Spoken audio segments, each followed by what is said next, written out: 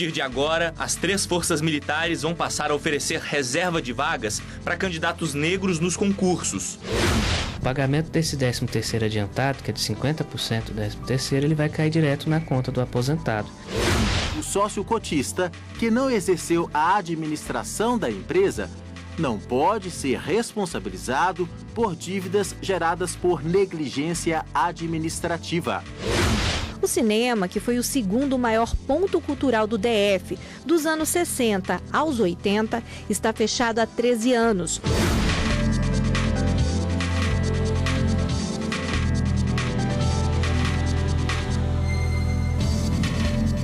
Olá, boa noite. Boa noite para você. A ministra Carmen Lúcia continua interinamente à frente do Executivo Federal por conta da viagem do presidente Michel Temer, que agora está na África do Sul para a reunião da cúpula dos BRICS. A repórter Carla Lucena acompanhou a agenda e ao vivo tem os detalhes para a gente. Boa noite, Carla. Oi, William. Boa noite para você, boa noite a todos. E no terceiro dia, como presidente interina da República, a ministra Carmen Lúcia cumpriu as 6 audiências lá no Palácio do Planalto que estavam previstas para hoje. O último encontro, que foi agora há pouco, já no final da tarde, ela se reuniu com representantes de entidades ligadas à educação. Um pouco mais cedo, ela recebeu a advogada-geral da União, a ministra Grace Mendonça. E no início da tarde, o encontro foi com representantes de associações de juízes e procuradores. Lembrando que esta é a 4ª vez que a ministra Carmen Lúcia assume a chefia do Poder Executivo este ano. Isso porque o presidente Michel Temer está em viagens internacionais. Até ontem ele estava no México e hoje seguiu para Joanesburgo, na África do Sul, onde participa da 10ª cúpula dos BRICS, grupo formado por Brasil, Rússia, Índia, China e África do Sul. Voltamos ao estúdio. Obrigada, Carla. O ex-vice-presidente da Caixa Econômica Federal, Fábio Cleto, pediu ao Supremo Tribunal Federal o perdão judicial. Cleto é o delator que apontou irregularidades na Caixa Econômica Federal e ajudou a condenar os ex-presidentes da Câmara, Eduardo Cunha e Henrique Alves, numa ação penal na Justiça Federal de Brasília. Em junho, o juiz Valisney de Souza Oliveira, da 10ª Vara Federal de Brasília, condenou Cunha a 24 anos e 10 meses de prisão, Alves a 8 anos e 8 meses e Cleto a 9 anos e 8 meses. No pedido ao STF, a própria defesa reconheceu que o acordo não previa o perdão judicial, mas alegou que isso ocorreu porque, na ocasião, não se tinha conhecimento da proporção dos fatos narrados e o que eles iriam alcançar. A solicitação foi encaminhada ao ministro Edson Fachin, relator dos processos da Operação Lava Jato na Corte. A Força Tarefa da Lava Jato apresentou nesta quarta-feira nova denúncia contra o ex-senador Jorge Afonso Agelo pelos crimes de corrupção passiva e lavagem de dinheiro. Jean Agelo é acusado de obstruir os trabalhos da Comissão Parlamentar de Inquérito instaurada no Senado e da Comissão Mista Parlamentar de Inquérito no Senado e na Câmara dos Deputados em 2014. Segundo o Ministério Público Federal, as CPIs foram criadas para apurar fatos ilícitos cometidos contra a Petrobras. De acordo com a denúncia, na ocasião houve acerto de pagamento de propina ao ex-senador para evitar a convocação de empreiteiros para prestarem depoimento. Jean Agelo já foi denunciado e condenado pelo acerto de pagamento de vantagem indevida envolvendo as empreiteiras UTC Engenharia, OAS, Toyo Cetal, Camargo Correia e Engevix. Ele está preso no Complexo Médico Penal em Pinhais, na região metropolitana de Curitiba. Cotas raciais agora também nos concursos das Forças Armadas. A mudança é fruto de um acordo entre a instituição e o Ministério Público Federal, que ainda vai beneficiar estudantes. Forças Armadas do Brasil. Missão: assegurar a integridade do nosso território, garantir a soberania da nação e proteger os cidadãos. Não importa se a defesa vem por mar, terra ou ar. Marinha, Exército e Força Aérea, também em defesa da igualdade racial. É que a partir de agora, as 3 forças militares vão passar a oferecer reserva de vagas para candidatos negros nos concursos. Quem pretende entrar para qualquer uma das funções militares vai ter a opção de escolher se quer se candidatar ou não por cotas raciais. A novidade é resultado de um acordo fechado entre o Ministério Público Federal e as Forças Armadas. A Procuradoria da República no Distrito Federal entrou com uma ação civil pública na Justiça em 2015. O MPF entende que as Forças Armadas fazem parte da estrutura da União e, por isso, o ingresso nessas instituições deve seguir a lei que determina cota para negros e pardos para vagas da Administração Pública Federal. Além dos concursos para as Forças Armadas, os estudantes também vão ser beneficiados. É que várias instituições de ensino, como o ITA, Instituto Tecnológico da Aeronáutica,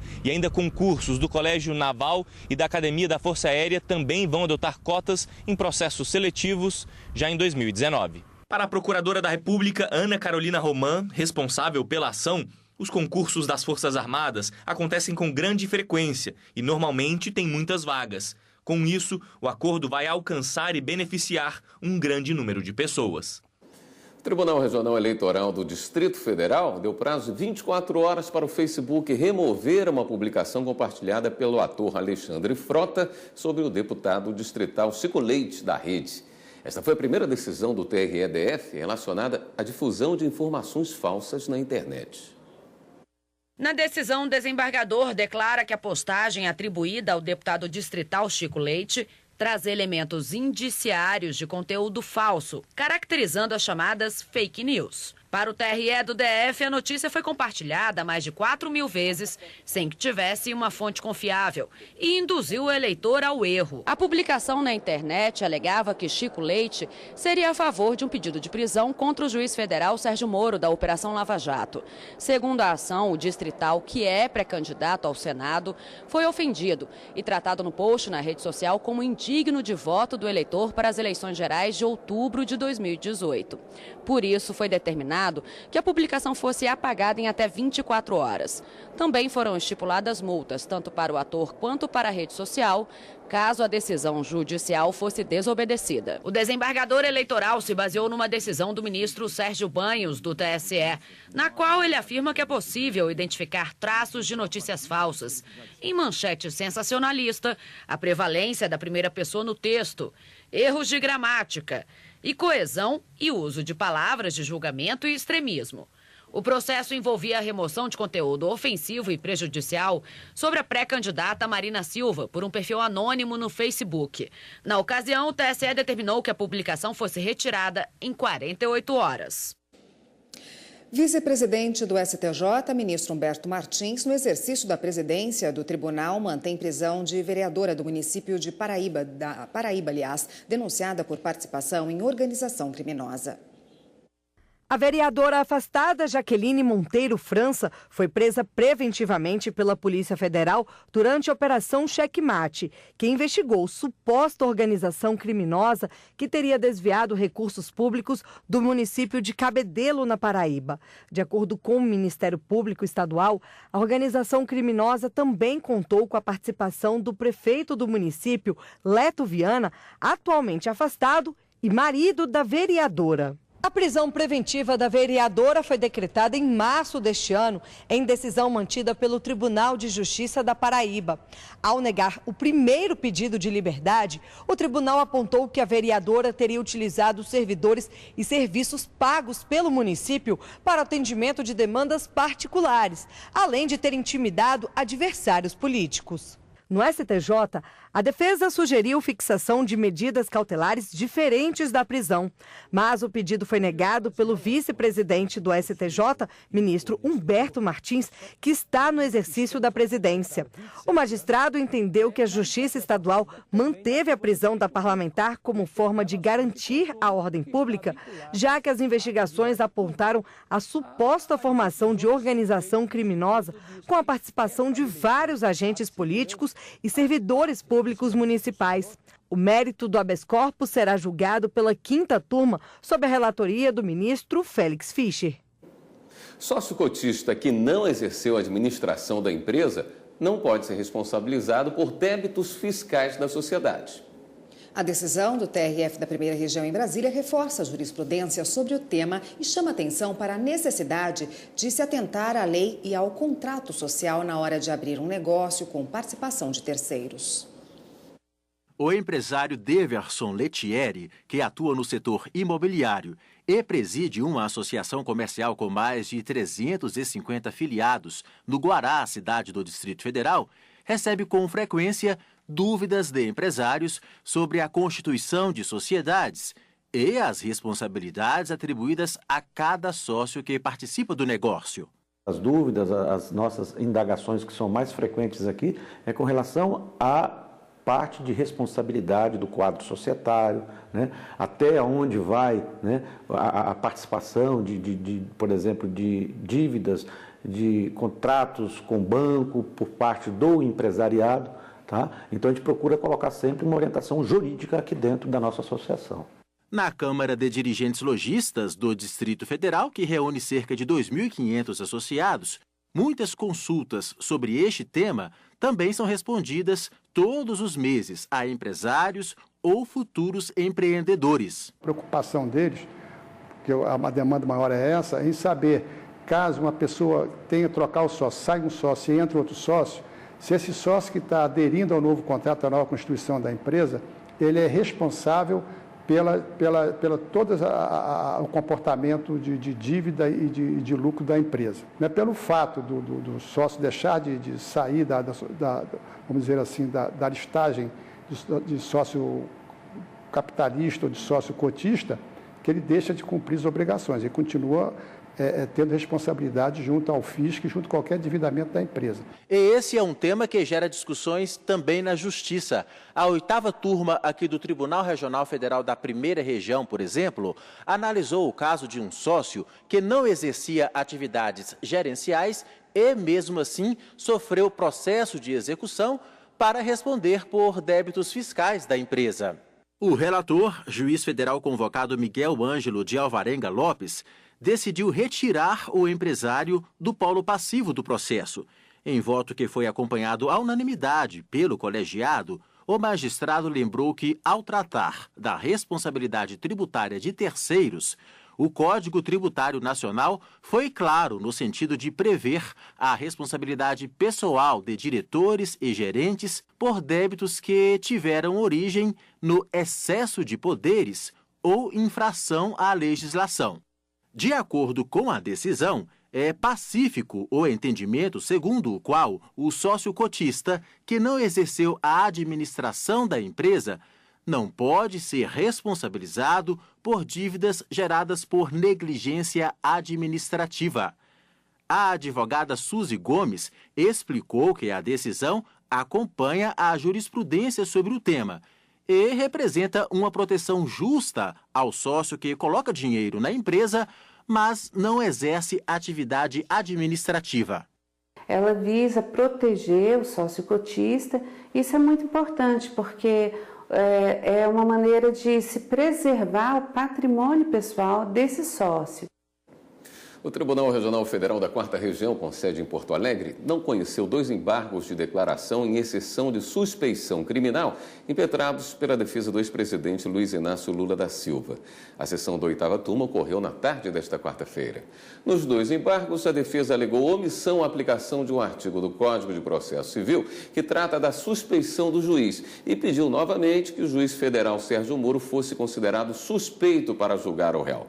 Segundo o relator, desembargador federal João Pedro Gebran Neto, nenhuma omissão ou contradição foi encontrada e negou o pedido. E você vai ver a seguir, a antecipação de 13º de aposentados deve movimentar a economia do país. O pagamento desse 13º adiantado, que é de 50% do 13º, ele vai cair direto na conta do aposentado.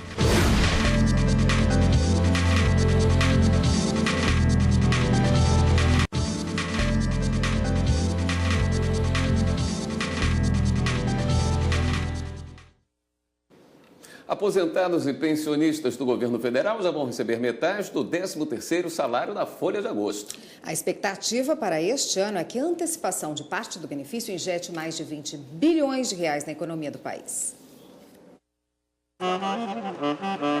Pelo menos 28 milhões de aposentados e pensionistas do país vão receber a primeira parcela do 13º no começo de agosto. Segundo o governo, serão injetados na economia 21 bilhões de reais. Muitos até queriam usar o dinheiro extra com outras coisas, mas a maioria vai mesmo pagar dívidas. É só quitar a dívida. E no final do ano? Aí até o final do ano a gente pensa. Até agora eu só pensei nesse agora. Tem que guardar, né? Fazer a economia, né? Eu vou esperar ele chegar. Todo o dinheiro que vem é bem-vindo. Pretende fazer alguma coisa? Sim, pagar dívidas. O valor que cada beneficiário vai receber antecipadamente é calculado de forma proporcional. Se o benefício começou a ser recebido no começo do ano e ainda estiver em vigor em agosto, o 13º salário corresponde a 8 meses. Sendo assim, o segurado vai receber metade desse valor. Para quem recebe auxílio-doença e salário maternidade, o 13º vai ser proporcional ao período recebido. Já em dezembro, caso ainda esteja afastado das funções, o segurado irá receber o restante. Se tiver alta antes, o valor é calculado até o mês em que o benefício vigorar e somado ao último pagamento do benefício. O pagamento desse 13º adiantado, que é de 50% do 13º, ele vai cair direto na conta do aposentado. E tem direito todos os aposentados do regime geral, ou seja, que são vinculados ao INSS, ou quem recebeu auxílio-doença e salário-maternidade, nesses dois últimos casos, proporcionais ao período durante o ano em que ele recebeu o benefício. Além de ser um ato de vandalismo, a pichação pode ser enquadrada como um crime ambiental, com pena de até 1 ano de detenção. Na contramão, aparece o grafite. A arte de rua ganha cada vez mais espaço e tem recebido ex-pichadores dispostos a mudar de vida. As pichações estão por todos os lugares. Rabiscos que marcam muros, fachadas, o vandalismo que suja a cidade. Por muitos anos, este homem que prefere não mostrar o rosto foi pichador. Adrenalina, competição e autoridade sobre os colegas são comuns neste meio. Subir em prédio, pegar lugar proibido, patrimônio público. Cada pichador tem uma galera, cada galera corresponde a um lugar, né?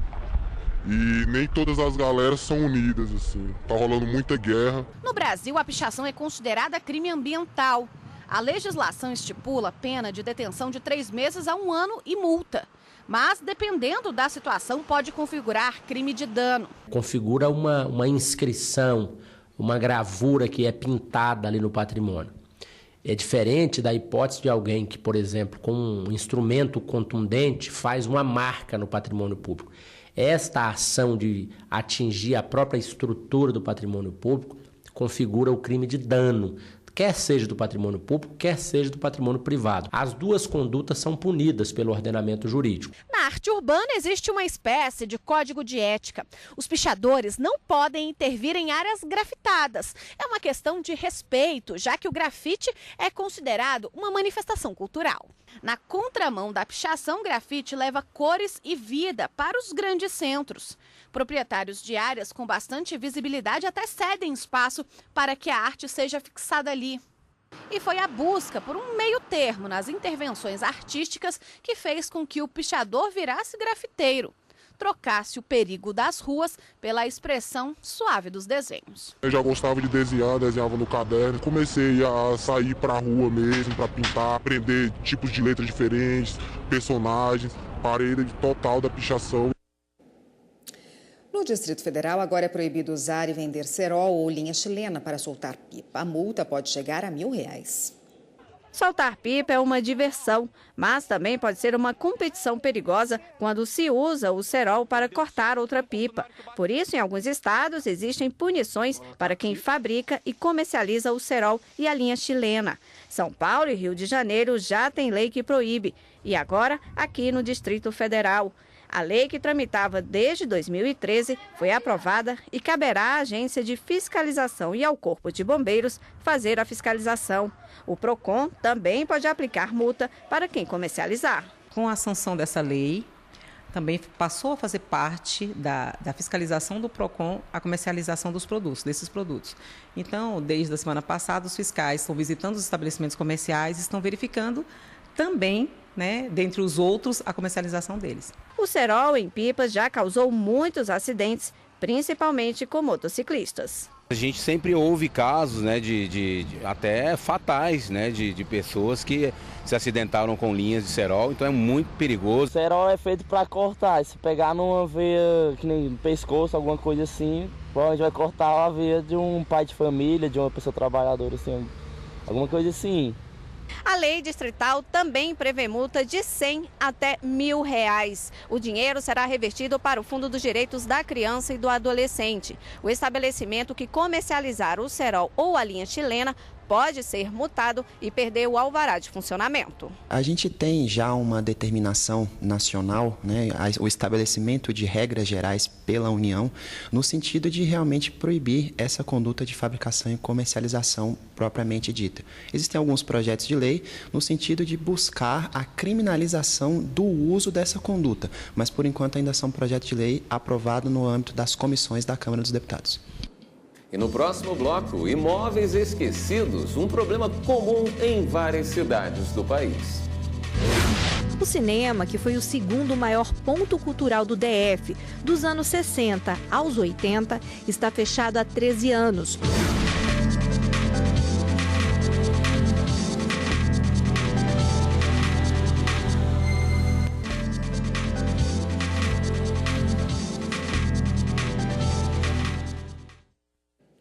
É comum encontrar construções, prédios públicos e privados abandonados em vários lugares do país. E o pior, Érica, é que espaços assim, sem utilização, muitas vezes acabam virando depósitos de lixo, de pragas e consumo de drogas.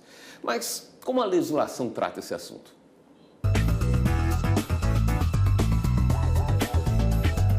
Estamos no Gama, uma cidade do Distrito Federal. Por aqui, vários prédios públicos estão assim, abandonados. Pessoas utilizando droga, moradores de rua dormindo aí dentro e até, como já recebemos aqui várias denúncias aqui, como tráfico de droga, que é bem forte aqui nessa área, aqui nessa parte. Eles entram aqui para dentro e ficam vendendo e consumindo droga aí dentro. Este local, cheio de lixo, sem telhado e com cercas, paredes e vidros quebrados, era um posto de saúde. Segundo os moradores do Gama, há mais de 3 anos, o posto de saúde foi fechado para uma reforma que não foi concluída até hoje. A reforma em si que nós achávamos que ia ter aqui seria uma pintura nova, de repente trocar o telhado por causa das infiltrações, né?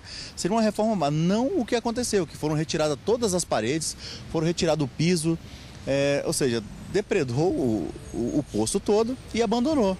A poucos quilômetros, outra obra pública chama a atenção. É o Cine Itapuã. O cinema, que foi o segundo maior ponto cultural do DF, dos anos 60 aos 80, está fechado há 13 anos. O local, com 3.270 metros quadrados, se tornou um ponto de encontro de usuários de drogas e moradores de rua. O Gama foi abandonado. Se você andar, você vai ver as pracinhas em péssimas condições, algumas reformadas. O problema se repete em Águas Claras, outra cidade do Distrito Federal. Só que por aqui, os prédios abandonados são de construtoras que desistiram de terminar as obras de alguns condomínios. Quem não tem onde morar acabou invadindo esses locais abandonados. E parte da madeira e concreto que se soltam com a ação do sol e da chuva acaba caindo em carros na rua. Já caiu em cima de carros, já amassou feio. E de vez em quando a gente escuta um barulho, né? Que com certeza cai. Entendeu? Você olha assim, você vê já lá em cima bem solto, né? Mas o que diz a lei sobre esses casos? No Código Civil, o artigo 1276 deixa claro que o imóvel urbano é considerado abandonado se o proprietário não cuidar da conservação por um período de, no mínimo, 3 anos. Depois disso, pode ser arrecadado pelo poder público. Já no caso de prédios públicos, a lei que regulamenta qualquer intervenção nesses edifícios é a 8.666. O princípio básico é a licitação. Então, evidentemente, isso cria uma série de procedimentos adicionais, né? Mas isso não quer dizer necessariamente que a obra tem que ser lenta ou morosa, nem nada disso, né? Isso depende muito, tem muitas questões envolvidas. Tem questões de projetos, se o projeto estiver ok, sem problemas, a obra corre mais rápida. A lei também permite a concessão do uso de prédios públicos pela iniciativa privada. Então, a iniciativa privada reforma equipamento público, em troca, ela recebe o direito de explorar aquele equipamento durante um certo período de tempo, resguardado o direito do poder público de utilizá-lo em determinadas datas ou em determinadas situações. Esse é um modelo bastante comum, já existia antes e também tem sido usado com frequência. Hora de dar um giro na rede, conferir as últimas notícias.